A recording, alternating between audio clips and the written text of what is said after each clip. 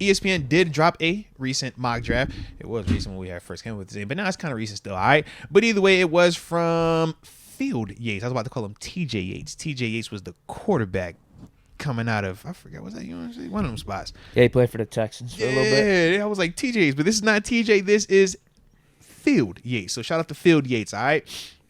So we're not going to focus on the whole mock draft, but he did do a 2-round mock draft, and I did want to just talk about the 2 picks that he had for us, all right? First round, he went with Graham Barton at center, and then in the second round, stayed put at 51 overall, but came back and drafted Roman Wilson, wide receiver out of Michigan, all right?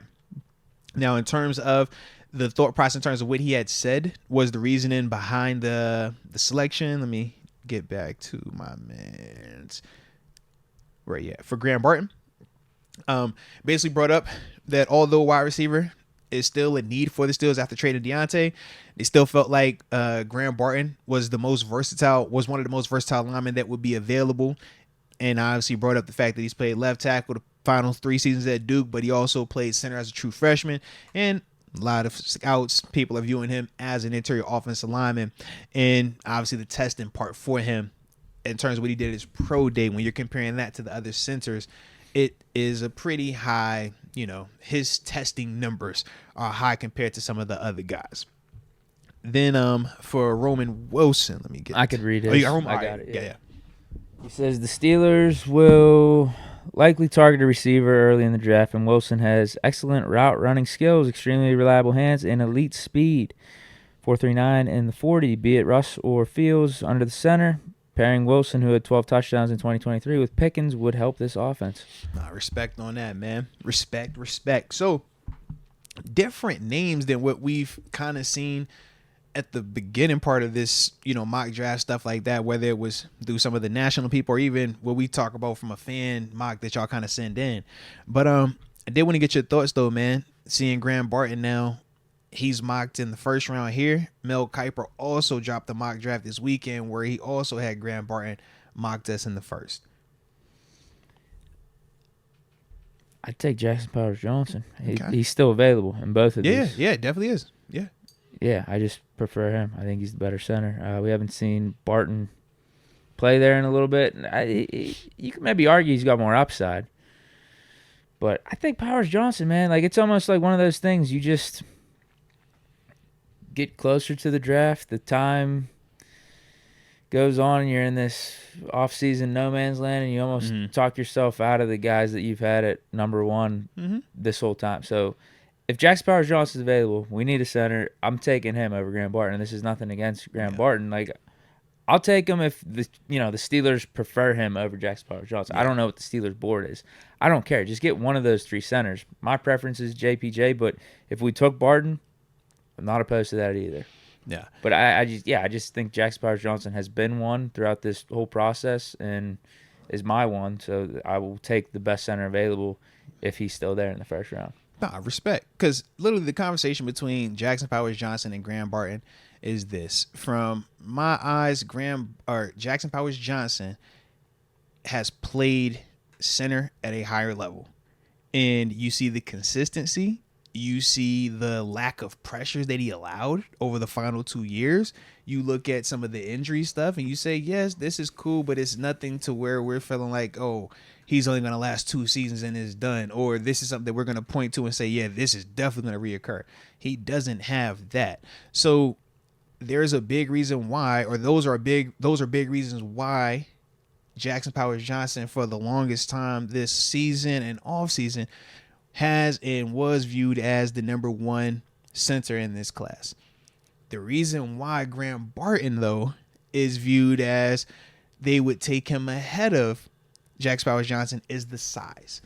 When we said if I can get 2 athletes and everything is the same, but this is the bigger version, at the NFL level, you want the bigger version. And that's the part where they're talking themselves into Graham Barton because he is a bigger player than Jackson Powers. The same way the Jackson Powers Johnson convo to Zach Frazier. Both of these dudes fundamentally skill-wise are very much on par. Powers Johnson is just bigger though. So when you watch them play, he makes the same block that he makes, but he can make it a little bit better. And when you watch Graham Barton, they're just trying to project that because of the size and the athleticism, that when you transition him back to where we've already seen him play, that's going to also be an uptick because of that type of stuff. Is it risky? Yes. Now, I don't think it's to the same extent of Kendrick Green. I agree with that, yeah. Going back and looking more into Kendrick was a D lineman early in his career, then moved over to offensive line, was at guard, and then moved to center. And all throughout that, he was still undersized. Graham Barton is big. Jax Powers Johnson is big. Zach Frazier is big. Yeah, they probably moved Barton over to left tackle because that's what they needed. Yeah, that's what they needed. And he showed the athleticism and the ability to play there. But NFL-wise, the arm length is concerning for him to play tackle. At guard, or not guard, at center, you're not tripping on that. Left tackle, you thinking about them speed rush, them dudes that can get low. We've seen what that looks like in terms of us winning it like that. He would have a little bit of a challenge trying to handle some of them dudes. Yeah, the question is, how is he going to translate back to center, given it being the NFL, too? It's not like he's going back to center at Duke. Uh-huh. There's a step up. And how comfortable are you going to feel doing that? Whereas Powers Johnson, center is his position. Yeah. Going back to Kendrick Green and Dotson and potentially having those guys play out position, it didn't work out well with them. Now, I don't know what Barton's saying in these draft visits and stuff. Yeah. He has to be on board with it for all the amount of people to be just completely it's almost like a consensus when you hear analysts or people talk about him. It's like, yo, he's a center. Or he's a guard. He's a center, he's a guard. He's going to get drafted higher being a center. So probably smart business move. Hey, man. Because he's a bigger center than he is a tackle. And Jax Powers Johnson has good size too, but it's just Barton is a tackle body type going in there to play center. It's like when we looked at Ramon at times playing guard, you're like, bro, you're a massive guard. Marquise Pouncey, like, you're a big center. David DeCastro, like, yo, you're a big. These are big body types in here that typically you like, yo, you don't see that in here all the time. Usually they're shorter, more compact, and that's the difference of it. You think about how we look at. I ain't gonna go not about to do that one. Name dropping dudes, but you catch what I'm saying. Smaller guys versus bigger interior offensive linemen. Yeah, like I said, I don't really care who they take as long as it's one of those three centers. Yeah, whoever their preference is, fine by me. All right. My own personal, I'm saying JPJ, but if it's Barton, it is what it is. We got a center.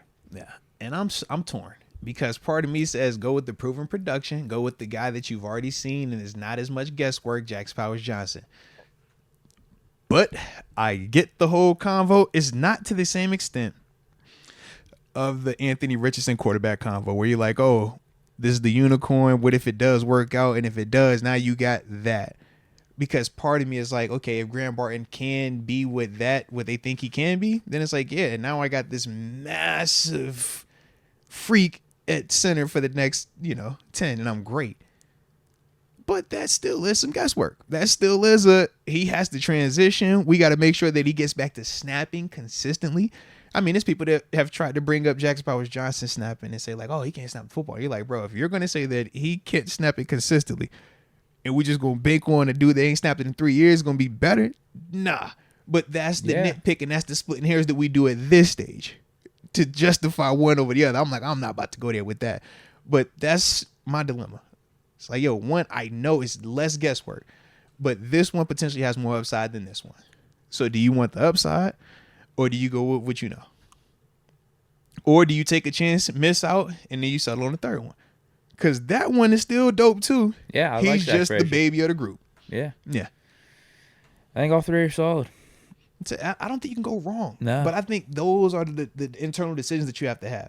And if you're making the decision where you like, bro, this is my first round pick or this is how we're going to construct this roster, we commit money and everything else, yeah, you just don't want to be wrong.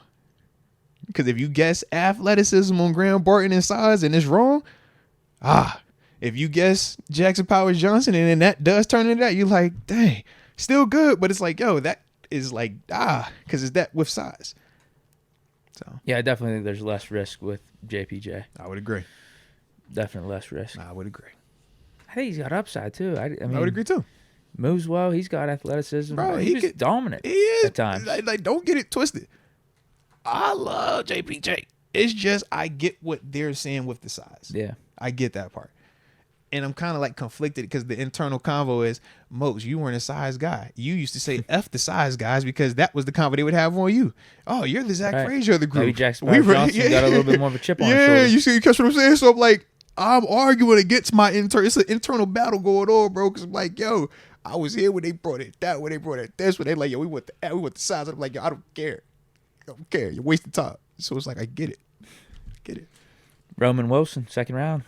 How did you feel? Roman straight. I wouldn't be surprised.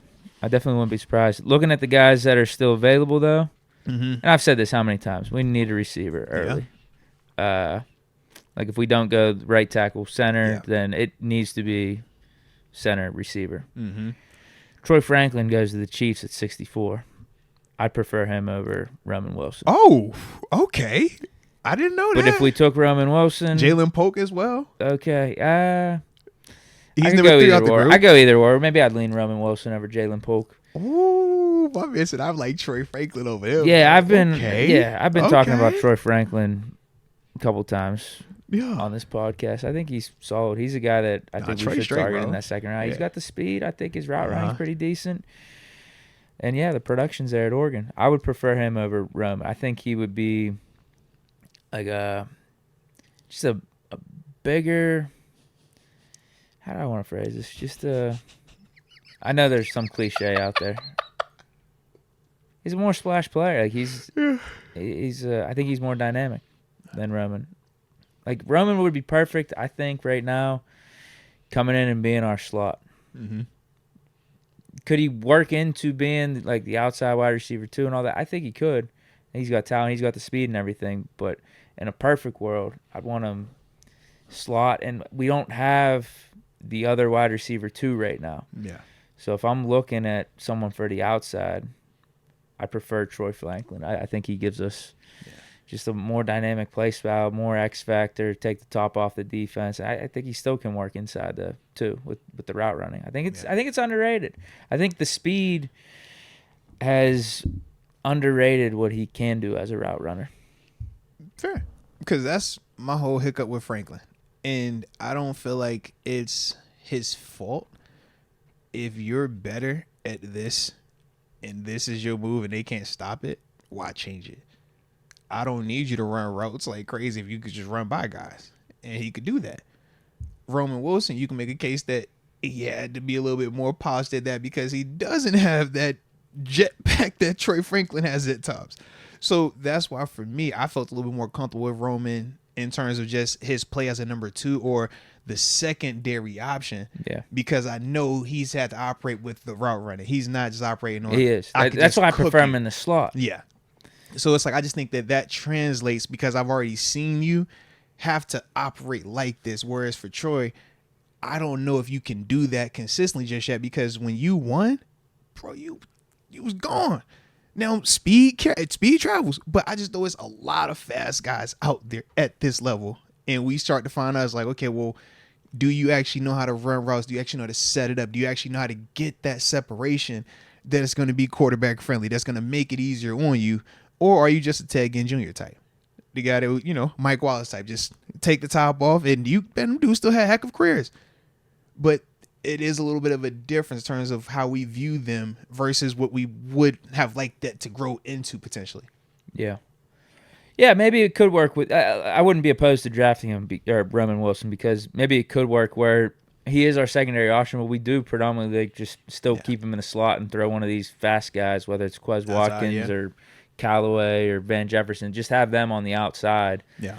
Drawing the defense away from what's going on towards the middle, and you just let Roman Wilson cook. You could do that. Now, Noriega Pistol Pete Rooney. Shout out to Noriega Pistol Pete Rooney.